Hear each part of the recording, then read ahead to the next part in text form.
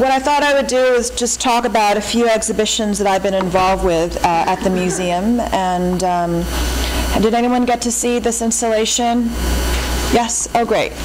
Some of you in the audience. Sorry? What? Oh, yeah. Well, all right. Amber installed. So Yinka Shonibare is a British artist of Nigerian descent, and he's really made his name about 10 years ago, or actually 10, 12, 13 years ago, with a new way of investigating issues of colonialism and nationalism, and change in some ways the aesthetics in making works of art that are actually quite beautiful, that you could challenge these tragic histories of African colonialism through beauty. And the title of this installation was Mother and Father Worked Hard So I Can Play. And I just was so lucky that when I arrived here last year, we got an invitation to participate in this installation because it originated from the Brooklyn Museum. Have in another period room a headless figure doing a backflip or headstand. You guys get to see the Mourners exhibition and the Bill Viola installation. Great. So this was an exhibition that opened in the summer and closed. I don't remember when it closed. I already forget. 2 months ago. I don't know. September 6th. Yeah. So it was interesting pairing of these figures here, and you can see it here at the tomb in Dijon, France. And there are about 40 of these figures on the left, about this high, that are mourning the death of one of the dukes of Burgundy around the 15th century, right?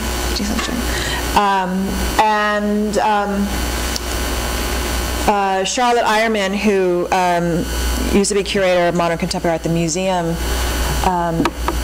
having learned a lot about Bill Viola's work when she was at the Getty Museum a number of years ago, she thought, oh, it would be really interesting to do this kind of cross-chronological intervention, so to speak, similar to the Shonibare installation, and maybe we could do a Bill Viola video at the same time.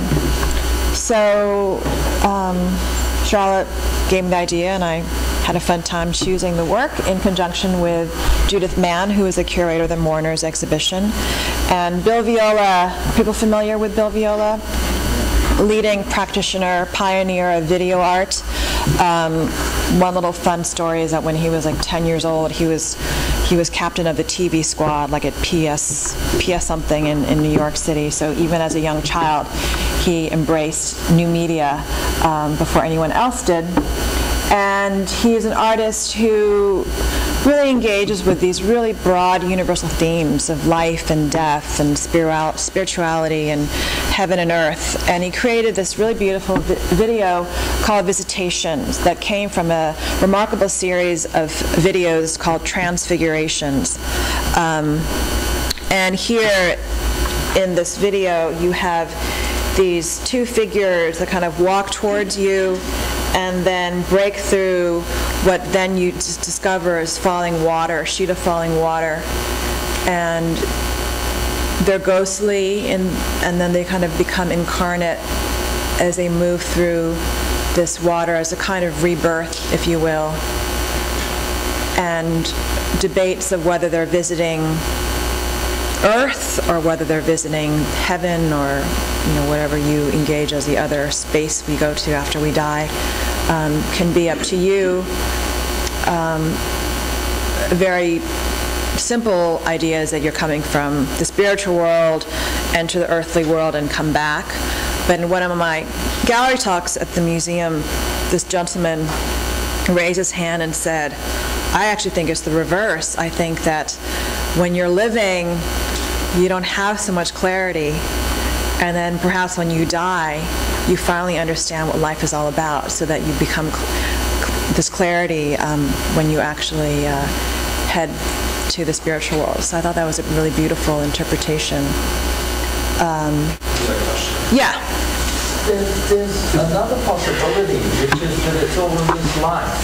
Bill Viola is very influenced by Zen Buddhism. And so I took it, another reading of it as possibly being the sense of sort of samsaric vision, and then... Oh, what? I'm sorry? Of understanding things when you only have the option of being in samsara.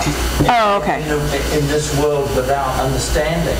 And that perhaps the colored is when you get clarity through some sense of awakening.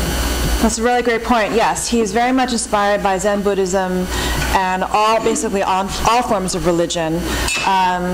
It's interesting to point out that it's given the term of visitation, so you can possibly read kind of a Christian reading, but as this gentleman says in the back, he's also inspired by Zen Buddhism, so that, what does the visitation mean? But the notion of transfigurations is very important too. Again, has a kind of Christian biblical origins to it, but it's also about the transformative quality that all of us experience on a daily basis. He talks about the bodily transformations, our cells regenerating, losing hair, growing new hair, for example, losing skin cells, to the transformative nature of just living life here, as you're saying, and these possible moments of awakening. That's a really great point. Yes? I think it's important too in the use of water. So a lot of religions and cultures that water is about rebirth, exactly. Between two worlds. I mean, obviously Catholicism, but also even certain Native American religions, that notion of the lake, the above and the below, or where. Exactly. Yeah. Anything else before we move on? The new media series we have at the museum. He filmed flocks of starlings right above the Vatican in Rome. He was a fellow at the Villa Medici one semester, and he just went to the garden and he just took 8mm camera and he just shot it and just kind of moved around. And he called it in French les oiseaux. We call it the birds here. And if you walk in at certain points, it's not so clear what they are. There are these kind of abstract formations in the sky, and because of the color of the setting sun, it's also a little bit ambiguous about what it is. But they're really, flocks of birds that are swarming away from predators as well as looking for food. So they kind of like fish, schools of fish, they stick together. This is a recent acquisition from last year of a Julie Moretu, who is, I believe, one of the great painters living today. She's Ethiopian American, and she was a Currents artist several years ago. The Currents series is a monographic series. It's been going on since the late 1970s.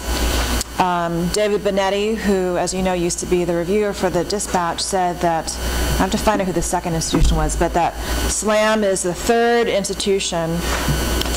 encyclopedic museum that founded this kind of young artist series to present to the public.